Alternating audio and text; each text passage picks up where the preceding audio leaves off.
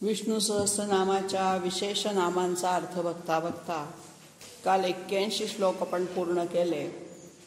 82व्या श्लोकातलं पहिलंच विशेषण आहे चतुर्मूर्ती.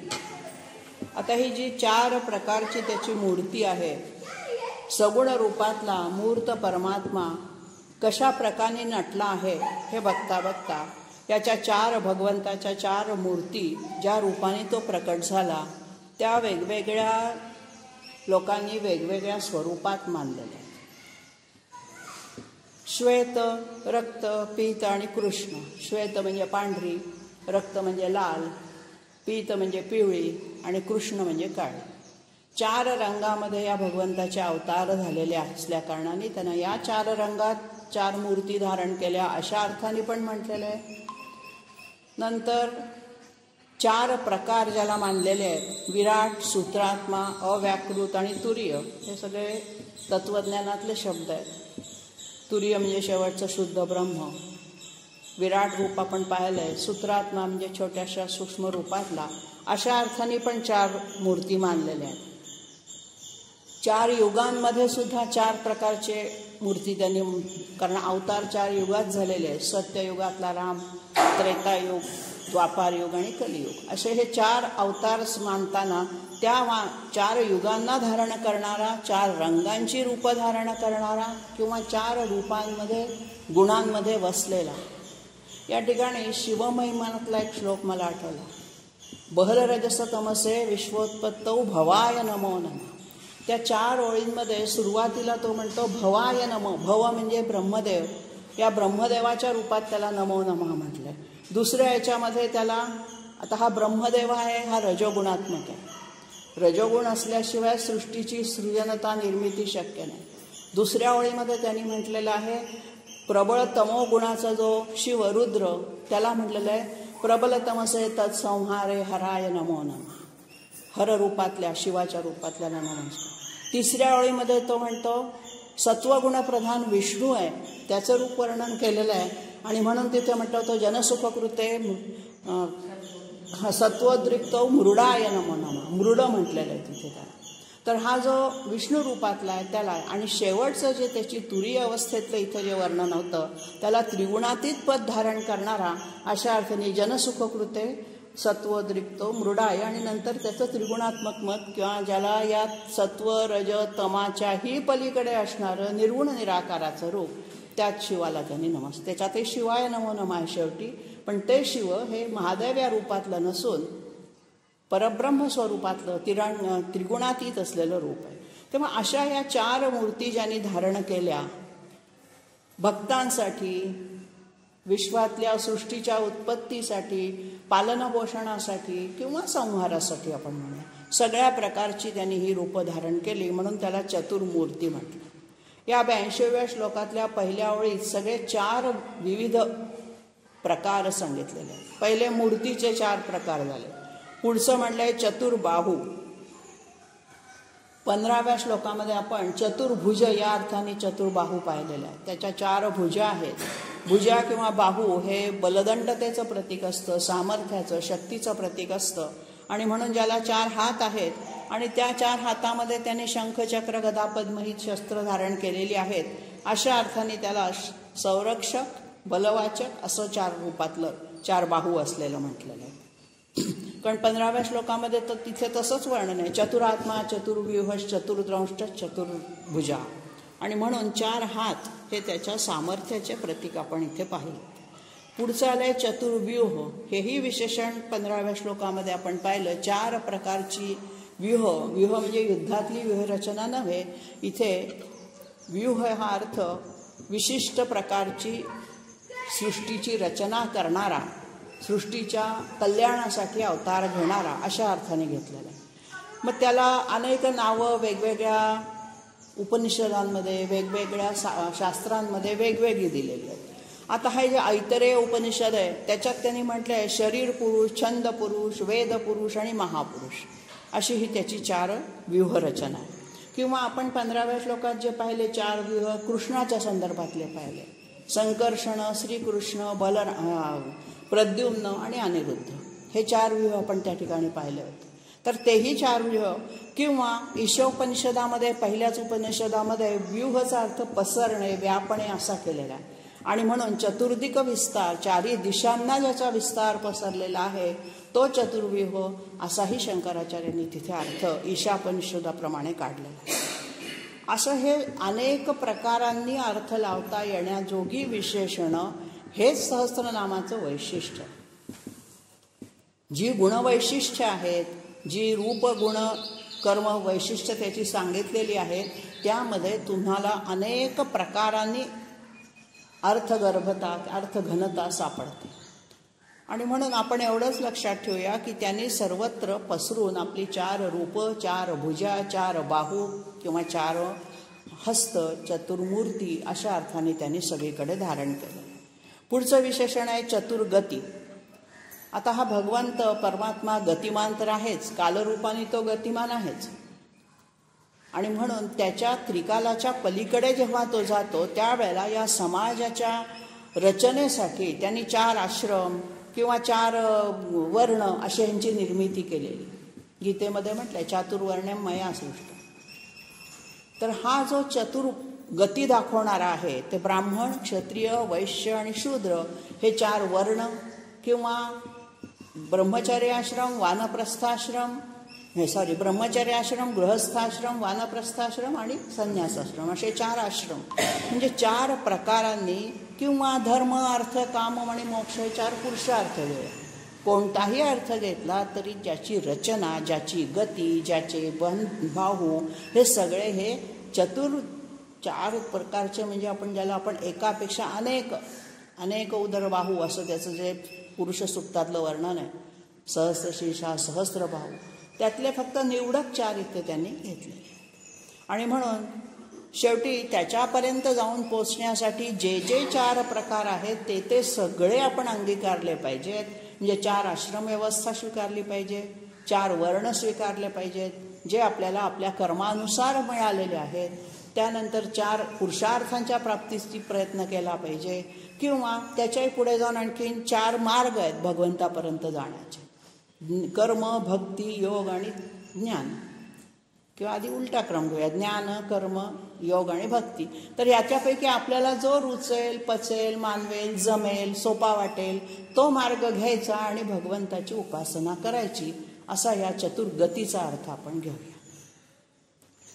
पुढे पुन्हा चतुरात्मा, सगळं चार प्रकारचं सांगितलंय. त्याची गती पण चार आहे, व्यूह पण चार आहेत, आत्मा पण चार आहे. आता हे जे चार आत्मा म्हणून त्याचं जे वर्णन केलेलं आहे ते शंकराचार्यांनी जे साधन चतुष्टय सांगितलेलं आहे आत्मषटकामध्ये आलंय, मनोबुद्धी अहंकार चित्त. तर हे जे मन, बुद्धी, अहंकार आणि चित्त आहे ही साधन चतुष्टय म्हणजे भगवंताची उपासना करण्याचे चार साधन आहेत, मार्ग आहेत. मार्ग म्हणण्यापेक्षा उपकरणं, साधनच असं त्याला म्हटलेलं आहे. म्हणजे मनाने उपासना करता येते, बुद्धीत त्याला धरून ठेवायचा प्रयत्न केला जातो, चित्ताने आणि अहंकार रहित होऊन, आणि म्हणून तिथे अहंकार घातलेला आहे.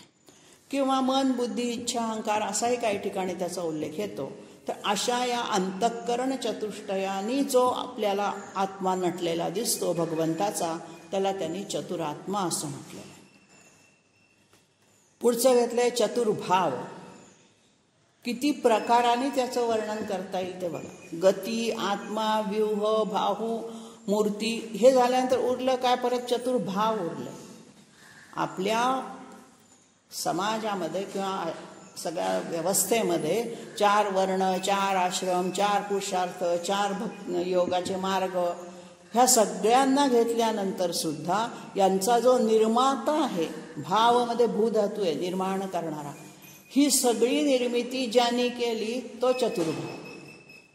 म्हणजे ज्यांनी चार पुरुषार्थ केले, चार आश्रम केले, चार रंग, सगळ्या प्रकारची जे चार चार आपण आत्तापर्यंत पाहिलं ते चार वर्णाश्रम, चार पुरुषार्थ, चार गती, तर ह्या सगळ्याची ज्यांनी भू म्हणजे निर्मिती केलेली आहे अशा अर्थाने तो चार मार्ग असणारा असा चतुर्भाव म्हणून सांगितलेला आहे. आता हे परमात्म्याचे जे भाव असतात हे म्हणजे काय, तर सगळ्या विश्वामध्ये ते नटलेलं आहे, तो त्या चार भावांनी नटलेला आहे. आणि आपल्याला हे चार पुरुषार्थ त्याच्यातूनच निर्माण होताना दिसतात. मग हे चार आश्रमांमध्ये राहून 4 पुरुषार्थांची प्राप्ती करण्याचा प्रयत्न करता करता, ते संपन्न करता करता, प्रत्येकाच्या प्रज्ञेनुसार 4 मार्गांचा अवलंब करता करता भगवंतांनी आपल्यापर्यंत पोहोचण्याची सोय त्यांनी आपल्यासाठी करून ठेवली. भगवत विभूतीमध्ये म्हटलेलंच आहे सगळे ते 10व्या अध्यायात, जे चिंतनीय आहेत ते माझे भाव आहेत म्हणून. पुढचं घेतलंय चतुर्वेदविद. 4 वेद तर आपल्याला माहीतच आहेत, ऋग्वेद, यजुर्वेद, सामवेद आणि अथर्ववेद. हा वेद विद आहे. विद म्हणजे जाणणार. विद धातूचा अर्थ आहे जाणणे, ज्ञान असणे.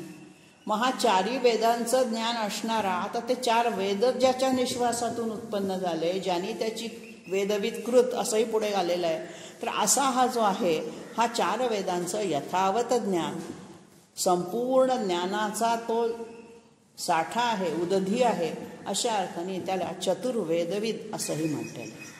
जे जाणून घ्यायचंय ते वेद्य, आणि ज्याच्या साह्याने जाणायचं आहे तोही परमात्मा, जो जाणायचा आहे तोही परमात्मा, आपणही परमात्म्याचा अंश, अशा अर्थाने सर्वांग सुंदरतेने नटलेला हा परमात्मा आपल्याला कोणकोणत्या रूपात, कोणकोणत्या दृश्यात, कोणकोणत्या मार्गाने लाभेल हे सगळं वर्णन करताना एवढाच त्याचा हेतू आहे या अशा प्रकारचं वर्णन करण्यामागे, की तुम्हाला हवं तसं करा, स्वातंत्र्य तुम्हाला दिलेलं आहे, परंतु करा. ती पण सक्ती नाही आहे. आपल्या धर्मात कुठेही सक्ती नाही. सगळे आदर्श मार्ग दाखवून ठेवलेले आहेत. रुचेल पटेल तसे घ्या, घेतलेत तर घ्या, नाही घ्यायचं नका घेऊ, काहीही करा, तुम्हाला तुमच्या बुद्धीला स्वातंत्र्य आहे. फक्त कल्याणाप्रत जायचं की अकल्याण करत राहायचं हे तुमचं तुम्ही ठरवायचं. पुढचं शेवटचं विशेषण आहे याच्यातलं एकपाद. आता एकपाद, पाद म्हणजे पाय, त्याला एकच पाय, अशा अर्थाने ज्याला स्थिर अचल म्हटलंय, मग हा एका पायावर उभा. मग हा कोणत्या रूपाने एक पाय? एकाच पायावरती ज्यांनी संपूर्ण पृथ्वीचा तोल सांभाळलेला आहे, अशा अर्थाने त्याला एकपाद म्हणता म्हणता संपूर्ण विश्व हेच त्याचा एक पाय असं म्हणून टाकलेलं. ज्या वेळेला आणखीन त्याचं वर्णन ऋग्वेदामध्ये येतं त्यावेळेला एकतर सूर्य हे त्याचा एक, सूर्याच्या रथाला एकच चाक आहे, आणि म्हणून सूर्याचा रथ हा एका चाकाच्या जे 12 आरे असतात त्या चाकावरच तो चालतो. त्या अर्थाने सूर्यरूपामधला अंशामधला हा परमात्मा एक पायाचा, एक चाकाचा असा अर्थ. आणि हा एकपाद कोळी काय करतो बघा, आपल्याला कोळ्याची जाळं, आपण घरातली जाळं जळमट काढतो, कोळी बाहेरून काही साहित्य जमवत नाही, स्वतःच्याच आतून धागा काढतो तोंडातून, त्याचं स्वतः जाळं विणतो आणि नंतर ते सगळं पुन्हा स्वतःच खाऊन टाकतो. उपजीविकेसाठी त्यात येणारे किडा कीटक काय असतील ते तर खातोच, पण शेवटी सगळं स्वतःमध्ये. असा हा भगवंत आहे. स्वतःमधूनच त्यांना एकोहम बहुस्या म्हणून सगळं विश्वाचं जाळं विणलं, त्याच्यामध्ये जे कोणी अडकले ते अडकले, नाही तर प्रलयाच्या वेळी त्यांनी सगळं गिळंकृत केलं. अशा अर्थाने सुद्धा याला एकपाद असं म्हटलेलं आहे. म्हणजे एकच सगळी गोष्ट तो करतो, ही सगळी करणारा तो एकच आहे. पाय म्हणजे आधार असतो आपण ज्याला म्हणतो, या विश्वाचा आधार तो एकमेव आहे आणि त्याच्या आधारानेच सगळी सृष्टी चाललेली आहे. त्यांनी दुसऱ्या कशाचाही आधार घेतलेला नाही, असाही त्याचा एकपादचा अर्थ होतो. म्हणजे या एकपाद शब्दाचे 3 अर्थ आपल्याला काढता येतात. एक तर आधार किंवा पाय, त्यालाच आपण आधार म्हणूया पाय, आणि आणखीन एक अर्थ निघतो एकपाद म्हणजे 1/4. पाव हिस्सा ज्याला म्हणतो तो एक पाव. तर एक म्हणजे पूर्ण विश्वाच्या वर्तुळाचा हा एक पाव हिस्सा फक्त दृश्यमान आहे, बाकी 3/4 भाग हा अदृश्य आहे, अव्यक्त आहे. म्हणजे तो केवढा मोठा आहे बघा. दृश्य जे विश्व आहे ते फक्त 1/4 आपल्याला दिसतं, आणि 3/4 भाग अशा अर्थाने सुद्धा तो एकपाद असं त्याचं वर्णन भाष्यकारांनी केलेलं आहे. पुढच्या श्लोकाकडे वळूया. 83व्या श्लोकातलं पहिलं विशेषण आहे समावर्तः. सम आ अधिक वृत असा धातू आहे. सम म्हणजे गोळा करणं, एकत्र करणं, आ म्हणजे आणणं. या ठिकाणी ह्याने काय केलेलं आहे, समावर्त केलेलं आहे. म्हणजे सगळ्यांना एकत्र आणून संसार चक्रामध्ये गती निर्माण केलेली आहे. तो चतुर्गती तर आहेच, आणि म्हणून संसार चक्र हे योग्य मार्गाने तो समावर्तित करतोय, फिरवतोय. फिरवणे असा त्याचा अर्थ होतो. समावर्ताचा. म्हणजे काय करतो तो की ह्या संसार चक्राची जी की नियमित गती आहे, विश्वाची जी संसार म्हणजे आपला संसार असा अर्थाने नाही म्हणत, हा विश्वाचा जो जगत संसार आहे, जगताचा व्याप आहे, हा तो नियमितपणाने चालवतोय. कुठेही कंटाळा नाही, कुठेही चूक होत नाही त्याच्यातनं, अल्पशी सुद्धा तिथे प्रमाद घडत नाही. अशा अर्थाने तो हा समावर्त, स्वतः समावर्त करतो आणि म्हणून सगळ्यांना गोळाही करतो, सगळ्यांना त्या ठिकाणी तो जन्ममृत्यूचं जे चक्र आहे ते सातत्याने चालू ठेवतो. आणि म्हणून आवर्त हा शब्द जन्माला येणे अशा अर्थाने किंवा भोवरा या अर्थाने पण वापरला जातो. आवर्त म्हणजे भोवऱ्याचा आकाराचं सतत गिरगिर गिरगिर गिरगिर तो भोवरा फिरतो, तसं हे संसाराचं विश्वाचं चक्र गिरगिर फिरतंय. मुंजीचे जे विधी असतात, उपनयन संस्कार, त्याच्यामध्ये एक संस्कार आहे समावर्तन, त्याला सोडमुंज असं आपण मराठीत म्हणतो. तिथे हे समावर्तनाचा विधी केला जातो. त्यात असं आहे, ब्रह्मचर्याश्रम संपवून तुम्ही गृहस्थाश्रमामध्ये प्रवेश करताना त्यामधला जो सांधा आहे त्याला समावर्तन असा शब्द वापरलेला आहे. आणि म्हणून ब्रह्मचर्याश्रमानंतर गृहस्थाश्रम ही जे संसाराचं चक्र आहे हे तो चालवतो. समावर्तवरून आठवलं, सोडमुंजीला समावर्त असं संस्कृतमध्ये म्हणतात. पुढचा शब्द आहे अनिवृत्तात्मा, ज्याचा आत्मा निवृत्त झालेला नाही, सदैव प्रवृत्तच आहे, कार्यच करतोय, त्याच्या रिटायरमेंटची डेट ठरलेली नाही, त्याला वयाची कालाची कशाचीही मर्यादा नाही. अशा अर्थाने तो या संपूर्ण विश्वचक्राला चालवतोय, समावर्तला जोडून अनिवृत्तात्मा आलेला. म्हणजे हे समावर्तनाचं जे चक्र फिरतं आहे त्याच्यामध्ये त्याच्यापासून तो दूर जात नाही, निवृत्त होत नाही. आणि म्हणून गृहस्थाश्रमामध्ये जी विषयासक्ती असते, असा हा निवृत्त न होणारा, आसक्ती असणारा, परंतु त्याची आसक्ती कशी आहे, तटस्थ रूपाने आहे, साक्षी भावानी आहे, आपल्यासारखा विषयासक्त तो नाही आहे. आणि म्हणून तो अनिवृत्त आहे.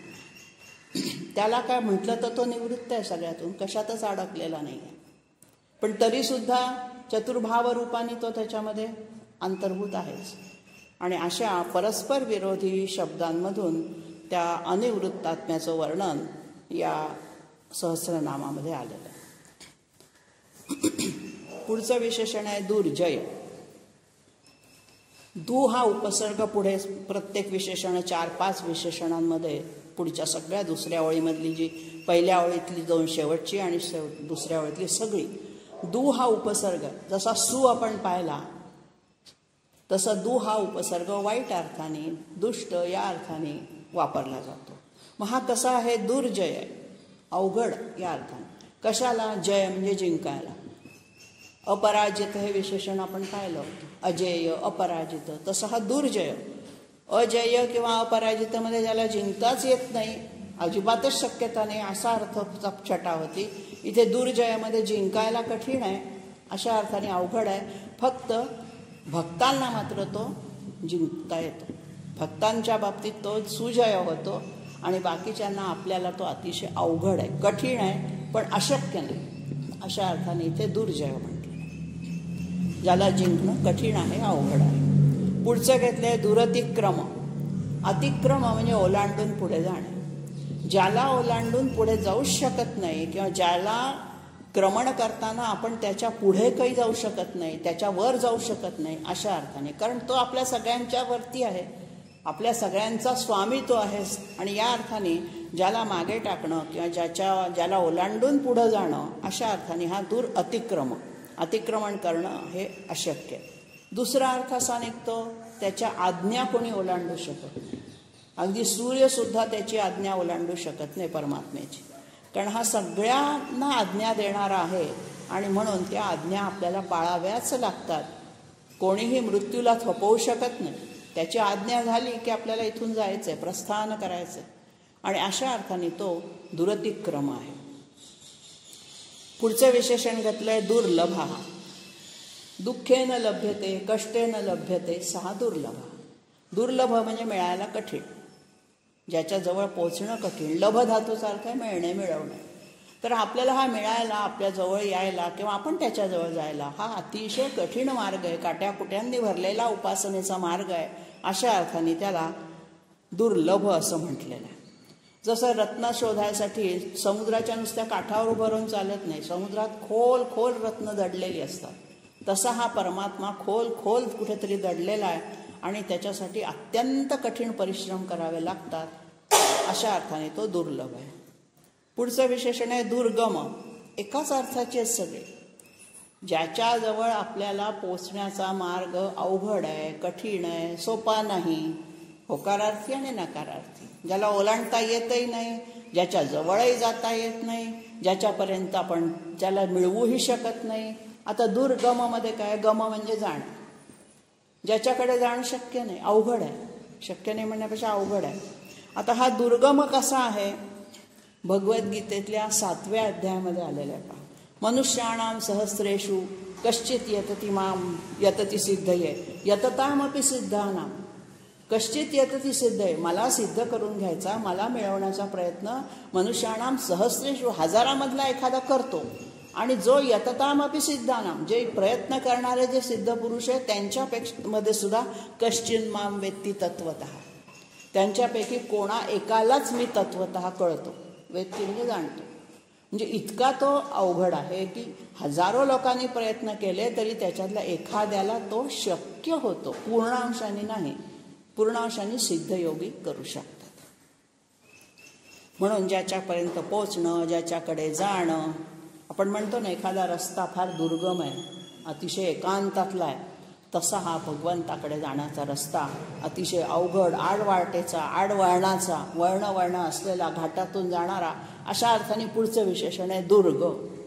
शब्दशः दुर्गचा अर्थ आहे किल्ला. शिवाजी महाराजांचे दुर्ग आपल्याला सिंधुदुर्ग, सगळे दुर्ग आठवतात. तर हा दुर्ग म्हणजे कसा असतो किल्ला, त्या किल्ल्याच्या आत प्रवेश करणं फार अवघड असतं. त्याला मोठी मोठी महाद्वारं असतात आणि ती लगेच बंद होतात वेळेवर. तर अशा अर्थाने ज्याच्यापर्यंत जाऊन पोचणं दुष्कर आहे, दुर्गम आहे, दुर्लभ आहे, अवघड आहे, अशी बिकट वाट ज्याच्याकडे जाण्याची आहे, अशा अर्थाने त्याला दुर्गाचं स्वरूप दिलं आहे, किल्ल्याचं स्वरूप दिलेलं आहे. आणि असा दुर्ग फोडायला जी मदत करते ती दुर्गा शक्ती. नवरात्रामध्ये आपण जे दुर्गा नाव ठेवलेलं आहे ते दुर्गवरनं आलेलं आहे. दुर्गा देवी कशी आहे, ती शक्ती जाती आहे, शक्तीची देवता आहे. आणि ती काय करते तर हा आपल्या भोवती असणारा जो हा भवस पाशांचा जो दुर्ग आहे, हा दुर्ग फोडून आपल्याला बाहेर काढते. किल्ल्यात आपल्याला बंदिस्त करून टाकलेलं या देहाच्या, तर या देहाच्या किल्ल्यामधून बाहेर पडणं सुद्धा अवघड आहे. मोहपाशातून बाहेर पडणं, देहातून बाहेर पडणं मृत्यूतनं आपापच घडतं, त्याला आपला प्रयत्न लागत नाही. पण मोहपाशातून बाहेर पडणं, हा दुर्ग फोडणं, शत्रूलाही शिवाजी महाराजांचे दुर्ग फोडता येत नव्हते, इतके ते अजेय होते. अशा अर्थाने त्याला दुर्लभ, दुर्गम आणि दुर्ग असं म्हटलं. पुढचं विशेषण घेतलेलं आहे दुरावास. वास म्हणजे राहणं, वस्ती करणं. आता ज्याला आपल्याजवळ ठेवून घेणंही अवघड आहे किंवा ज्याच्यापाशी आपण निवास करणं हेही अवघड आहे, दोन्ही अर्थाने दुरावास हा शब्द वापरलेला आहे. म्हणजे काय, तर ध्यानाच्या रूपात ध्यान मार्गावर ध्यान समाधी करताना, ध्यानधारणा करताना याला आपल्या हृदयामध्ये सगुण रूपात धारण करणं त्या मानाने सोपं आहे. निर्गुण निराकाराच्या रूपात धारण करणं त्या मानाने अवघड आहे. पुढे काही श्लोकांमध्ये त्याचं वर्णन येणार आहे, कसे करतात धारण ते. तर अशा अर्थाने तो दुरावास आहे. आणि शेवटचं विशेषण घेतलेलं आहे दुरारिहा. 3 शब्द आहे, दुहू, अरी आणि हा. हा जो दूर आहे, अवघड आहे, हा अरी म्हणजे शत्रूंचा नाश करणारा. मग आता याला दुष्ट शत्रूंचा नाश करणं काही अवघड आहे का खरं म्हणजे? पण आपल्याला दुष्ट शत्रूंचा नाश करणं अवघड आहे. आपले दुष्ट शत्रू म्हणजे कामक्रोधादी षड्रिपू. तर हे दुष्ट आहेत आपल्या शत्रू. खरं म्हणजे भगवंतानी हे षड्रिपू आपल्याला जे दिलेत ते आपले मित्र व्हावेत, आपल्याला जगण्याला सहाय्यभूत व्हावेत, अशा अर्थाने कामक्रोध लोभ मद मोह मत्सर दिलेले. पण त्याचा संयमाने वापर न करता त्याचा आपण विषयोपभोगामध्ये अतिरेकी वापर करतो आणि म्हणून ते दुष्ट होतात, दूर होतात. तर असा हा दुरारिहा, कामक्रोधादी 6 विकार जे आहेत त्यांच्यावरती विजय मिळवायला अवघड असणारा अशा या घातक शत्रूंचा नाश करण्यासाठी मग कोण मदत करतं आपल्याला? परमात्मा करतो, भगवंत करतो. म्हणून दुर्वर्तनी दानवांना मारणारा दुष्ट शत्रूंना मारणारा अवतार घेतल्यानंतर हा तर अर्थ सोपा नेहमीच आहे, परंतु खरा आध्यात्मिक अर्थ त्यातला की या षड्रिपूंना मारण्यासाठी ज्याच्या मदतीची गरज असते तो परमात्मा उपासनेच्या मार्गाने आपल्याला साथ देतो, मदत करतो, अशा अर्थाने तो दुरारिह आहे. पुढच्या विशेषणामध्ये 84व्या श्लोकातलं पहिलं विशेषण आहे शुभांग. हे येऊन गेलेलं आहे. आपण 63वा जो श्लोक पाहिला त्याच्यामध्ये मेघवर्णम किंवा शांताकारममध्ये पण आपण म्हणतो मेघवर्णम शुभांगम. शांताकारम या ध्यानाच्या श्लोकातली जी विशेषणं आहेत ना, सगळी सहस्त्रनामातली निवडक विशेषणं घेतलेली आहेत. अख्खं सहस्त्रनाम नाही म्हणता आलं तर हा ध्यानाचा एक श्लोक तरी दररोज चिंतन करावा अशा अर्थाने असलेली अतिशय महत्त्वाची. काल आपण त्यातलं सर्व लौकिकनाथ पाहिलं, तसा आज हा शुभांग आहे. येऊन गेलेले हे विशेषण. हेमांग, शुभांग, वरांग, ज्याचे अंग म्हणजे अवयव शुभ कल्याणकारक आहेत. शुभ म्हणजे काय तर आपल्याला कल्याण करून देणारे, आपल्या हिताचे, जो सदैव हिताचाच प्रयत्न करतो. आता त्याच्या अवयवांनी आपलं हित काय होणार तर त्याच्यापाशी पोचल्यानंतर त्याचे आशीर्वाद आपल्याला प्राप्त. त्याचे जे हात असतात ते आशीर्वाद रूपी आपण दाखवतो. गजाननाचा एक हात आपण कायम आशीर्वाद रूपी दाखवलेला. तर आपल्याला हे आशीर्वाद अंग त्याच्या अवयवातून प्राप्त व्हावा म्हणून सुंदर असा कल्याणकारक अवयव धारण करणारा, देह धारण करणारा असं त्याला शुभांग म्हटलेलं आहे. म्हणजेच काय तर याचं अंग, प्रत्यंग, अवयव सगळे सुंदर आहेत, कल्याणकारक आहेत. पुढचं विशेषण घेतलेलं आहे लोकसारंग. याची फोड जशी करू ना तसा त्याचा अर्थ बदलतो. लोकसार अंग अशी जर फोड केली म्हणजे लोकसार शब्द वेगळा आणि अंग वेगळा. तर लोकसार म्हणजे लोकांमधलं जे सारभूत चांगुलपण, सज्जनत्व, आपल्यामधला जे सद्गुणी वर्तन आहे ते अंग त्याचं ग्रहण करणारा, स्वीकार करणारा असा तो लोकसाराचा अंगभूत असणारा. आता ह्या लोकसाराला किंवा त्यालाच ओंकार असं सुद्धा नाव दिलेलं आहे. मग ओंकारालाही लोकसार असं म्हणतात आणि म्हणून प्रणवाच्या किंवा ओंकाराच्या साहाय्याने केलेली उपासना साध्य होताना याची मदत होते. आणि दुसऱ्या पद्धतीने त्याचं सोडाला विग्रह तर लोक आणि सारंग. सारंगचे संस्कृतमध्ये 2 अर्थ होतात. एक भ्रमर म्हणजे भुंगा आणि दुसरं हरणामधला जे काळवीट नावाचा प्रकार आहे तो काळवीट, त्याला संस्कृतमध्ये सारंग असा शब्द वापरला. मग हा काळवीट काय करतो तर सगळ्या हरणांच्या कळपाचं नेतृत्व करतो. अशा अर्थाने ह्या सगळ्या लोकांचा त्रिलोक त्रैलोक्याचा हा सारंग आहे, नेता आहे. आपण त्या ठिकाणी नेत्या या अर्थाने त्याची खूप विशेषणं पाहिली आहेत. आपला तो सगळ्यात पुढे पुढे नेणारा आहे, प्रणेता आहे. आणि म्हणून लोक आणि सारंग अशी फोड केली. किंवा भ्रमर अर्थ काढला तर फुल काय करतं, हे भ्रमर काय करतो, फुलाफुलांवर बसून त्यातलं सार ग्रहण करतो. अशा अर्थाने पण तो लोक आणि सारंग, सगळ्या लोकांचं सार ग्रहण करणारा. भुंग्याच्या भ्रमरवृत्ती कशासाठी अपेक्षित असते तर ज्ञान गोळा करण्यासाठी. वेदांमध्ये, उपनिषदांमध्ये जो विद्यार्थी आहे, ज्ञानार्थी आहे, त्यांनी भ्रमरासारखी वृत्ती ठेवली पाहिजे. प्रत्येक फुलावर बसायचं. त्याला किती मध मिळत असेल त्या थेंबाचा बारीकसा, पण तेवढा तो मध, किंवा ती मधमाशीचं उदाहरण घ्या, एवढा एवढा एवढा मध घेऊन चिकाटीने जाऊन तो त्या आपल्या पोळ्यामध्ये ठेवतो. तसं ज्ञान चिकाटीने ठिकठिकाणी फिरून मिळावावं लागतं. बसल्या जागी आपल्याला ज्ञान द्यायला कोणी येत नसतं. आणि अशा अर्थाने ही जी भ्रमरवृत्ती आहे ही ज्ञानासाठी अत्यंत आवश्यक अशी वृत्ती आहे, आवश्यक असं अंग आहे. म्हणून त्याला लोकसारंग असंही म्हटलेलं आहे. आता हा जो लोकसारंग विष्णू आहे किंवा जो परमात्मा ज्याचं अंश आहे, तर हा जो आहे हा आपल्याला पुढे पुढे नेणारा पण आहे. आपलं सारग्रहण, आपण कसं चांगलं वागतोय की वाईट वागतोय हे सगळं तो पाहतो. सहस्त्राक्षमध्ये आपण पाहिलं. आणि मग आपल्यातलं सार तो घेतो म्हणजे काय करतो, सत्व आपलं परीक्षा बघून तो आपलं सत्व ग्रहण करतो.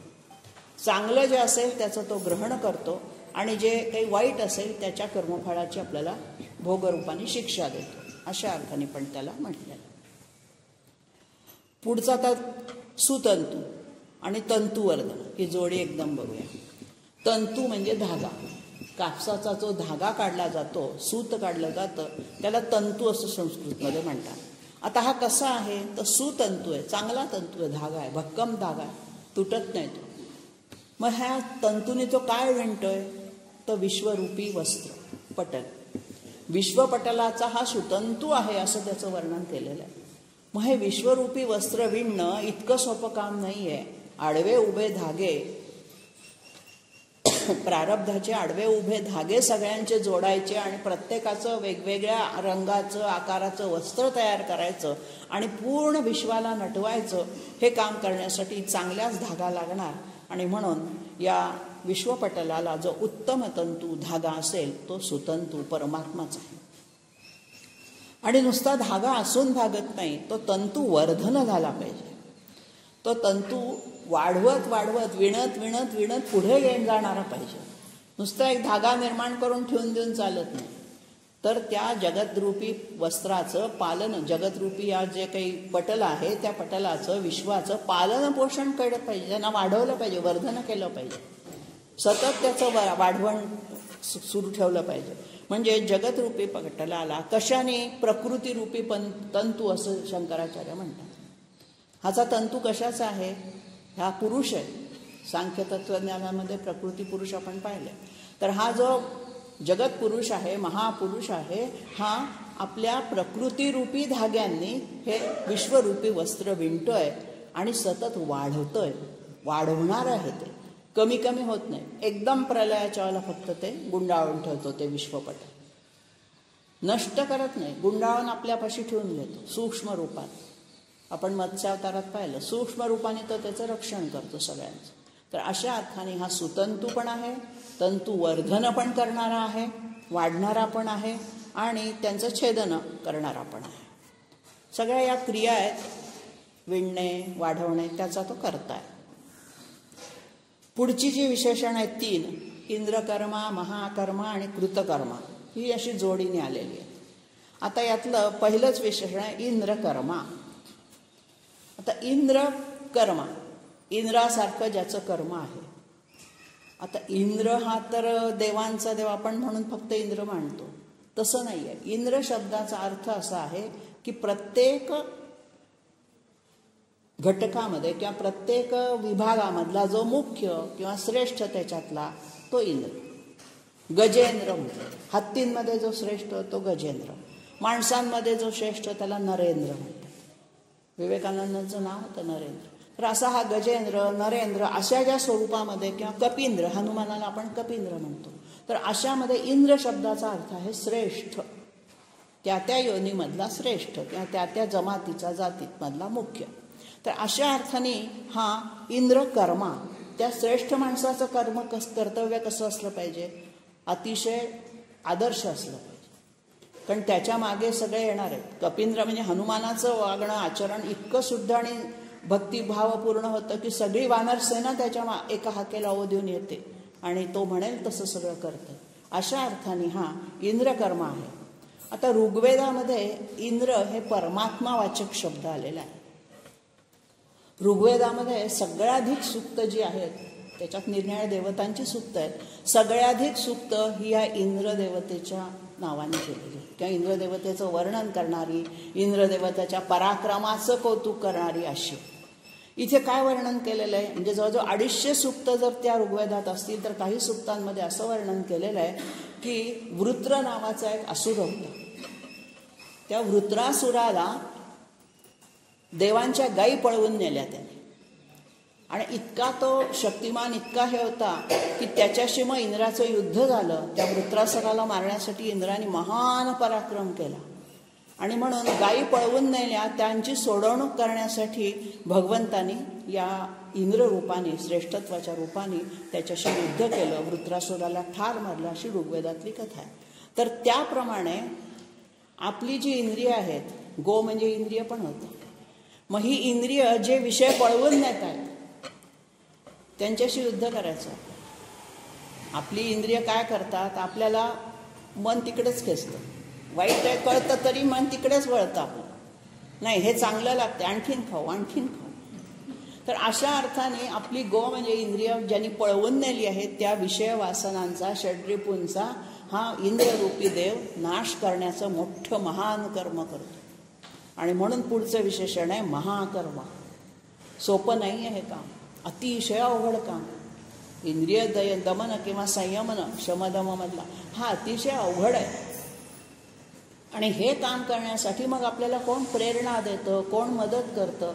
कारण भगवंताच्या इच्छेशिवाय हे आपल्या हातनं होणारच नाही. काय मी करतो म्हणून होणं शक्य नाही. जेथे तेथे पाहिजे भगवंताचे अधिष्ठान. तर अशा अर्थाने त्या इंद्रकर्मा हा जो परमात्मा आहे, इंद्रासारखा महान पराक्रम जो करतो तोच महाकर्मा. म्हणजे त्याचं कर्म, त्याचं कार्य, त्याची कृती हे अतिशय अवघड, कठीण, परंतु आपल्यासाठी तो सगळं करतो. अशा अर्थाने महान कर्म ज्याचं तो महाकर्म. तर या ऋग्वेदामधला जो संदर्भ त्याने घेतला आहे तो इंद्रकर्मा आणि दुसरं घेतलं महाकर्म. हा महाकर्मा श्लोक 72व्या श्लोकात मला वाटतं हा येऊन गेला, 71 किंवा 72मध्ये असेल. तर हा महाकर्मा कसा आहे, त्याची अवतार कार्य जर घेतली सगुण रूपातली ती पण महानच आहे आणि म्हणून त्याला महाकर्मा. पुढचं म्हणलंय कृतकर्म. आपण काल परवा धन्य विशेषण पाहिलं. धन्य म्हणजेच कृतकृत्य होणं, कृतार्थता. तसा हा कृतकर्म आहे. त्याने केलेल्या कर्मांबद्दल तो कृतकृत्य आहे. जेवढी त्याच्यावरती जबाबदारी सोपवलेली आहे, परमात्म्याने ज्या ज्या देवतेवरती जी जी कामं सोपवून दिलेली आहेत ती ती देवता ती ती कर्म प्रामाणिकपणे पार पडते, कामचुकारपणा न करता पार पडते. अशा अर्थाने त्याचं त्याच्यावरती स्वामित्व आहे. त्याच्या आज्ञा कोणी उल्लंघन करू शकत नाही, का आपण मगाशी पाहिलं.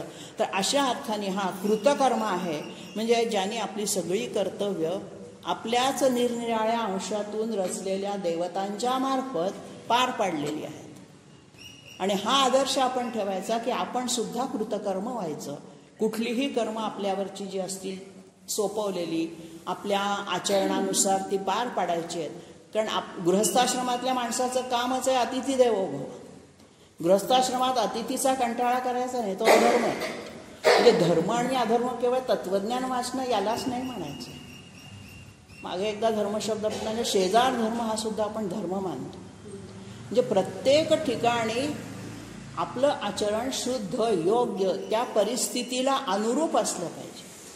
ब्रह्मचर्य आश्रमामधलं आचरण आहे ज्ञान संपादन करणं, ते प्रामाणिकपणे केलं पाहिजे. गृहस्थाश्रमामध्ये आपल्या वाटेला आलेले जे स्वकर्तव्य आहे ते प्रामाणिकपणे करणं, ते केलं तरच आपण कृतकर्मा होणार. कारण कर्म करताना आपल्याला चालढकल करून चालतच नाही. विशेषतः महिलांच्या बाबतीत हे फार आपल्याला जाणवतं की कोणचंच काम आज न करता टाळायचा प्रयत्न केला तरी ते टळत नाही. आणि म्हणून न टाळता प्रामाणिकपणाने भगवंताला ती अर्पण करायची. आपली कर्म त्याच्या फळाची अपेक्षा न बाळगता मी इतकं केलं मग त्यांनी माझ्यासाठी नको का करायला, त्यांनी माझी विचारपूस नको का करायला असं म्हणण्यापेक्षा मी भगवंताची सेवा करते.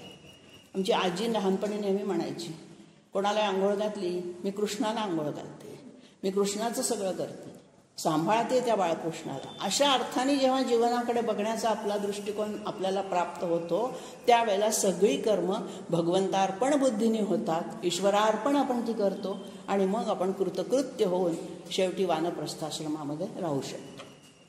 नाहीतर आपल्या हातनं जर एखादं काम आपण केलं नाही ना, बघा ते आतून मनाला बोच राहते. अरे आपण हे केलं नाही बरं का, या माणसासाठी त्यावेळेला आपल्याला जायला हवं होतं, आपण गेलो नाही त्याला भेटायला. आपल्यालाच आपलं कोणी तो माणूस म्हणायला येत नाही तुम्हाला की तुम्ही का नाही आलात. आपलंच मन आपल्याला बोचत राहतं. मग हे जे बोचणारं मन आहे ना हे भगवंताचं.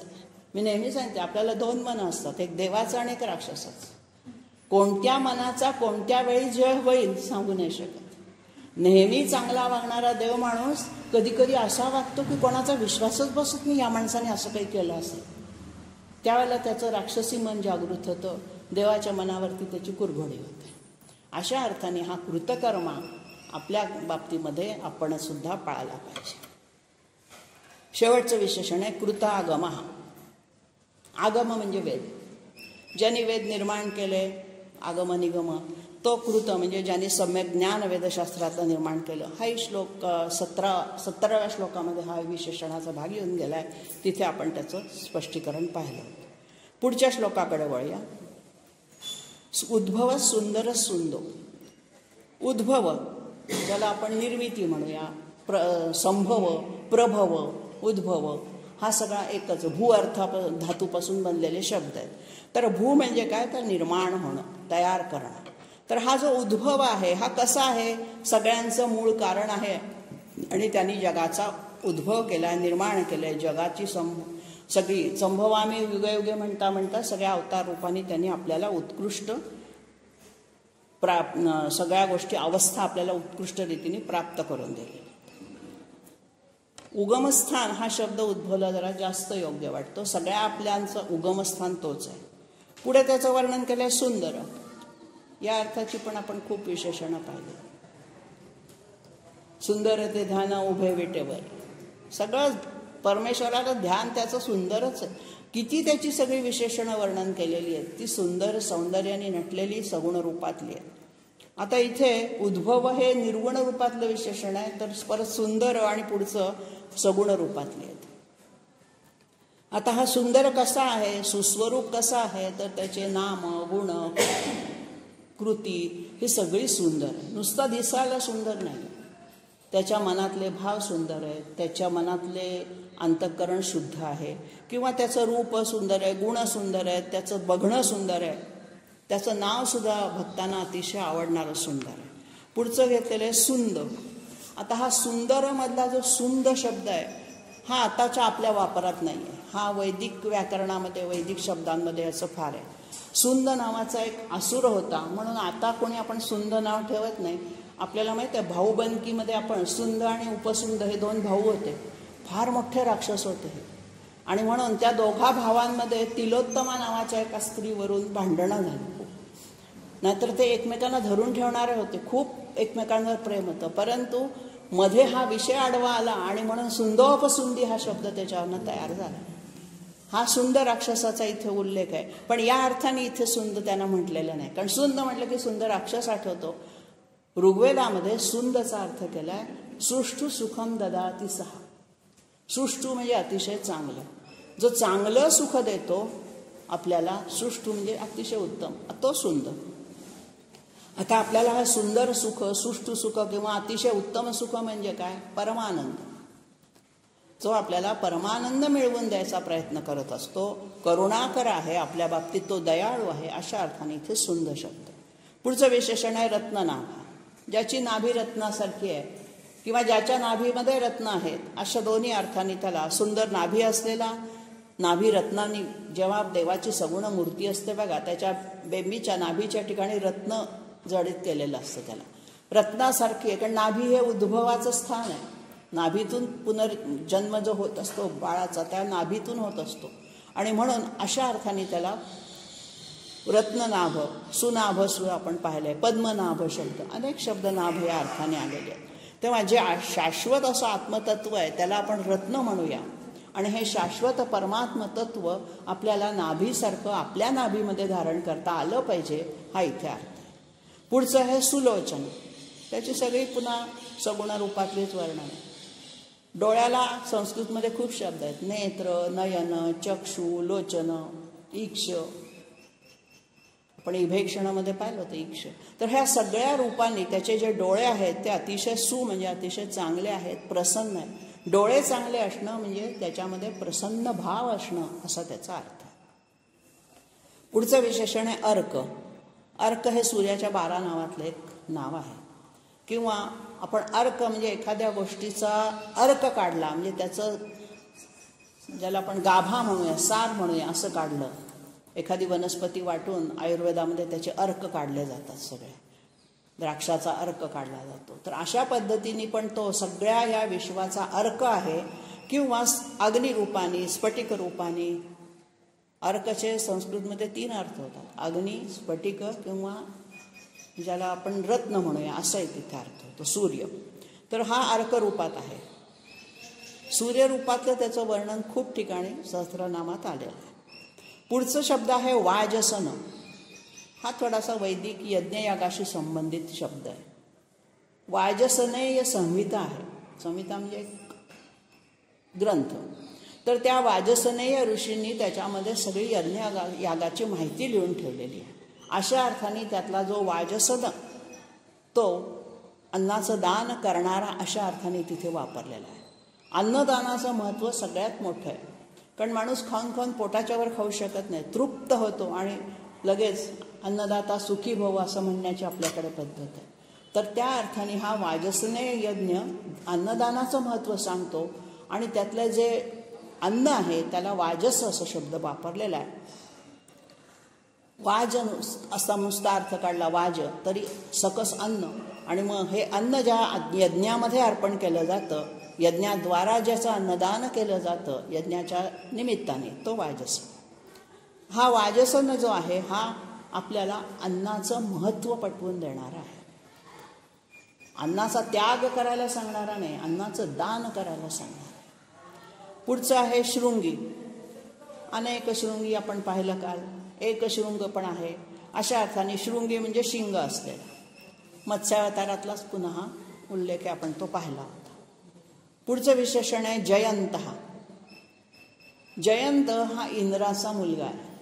देवांचा राजा जो इंद्र आहे प्रत्येक ह्याच्यामध्ये तो बदलतो, त्याच्या मुलाचं नाव होतं जयंत, किंवा जी आणि जय धातू याच्यामध्ये.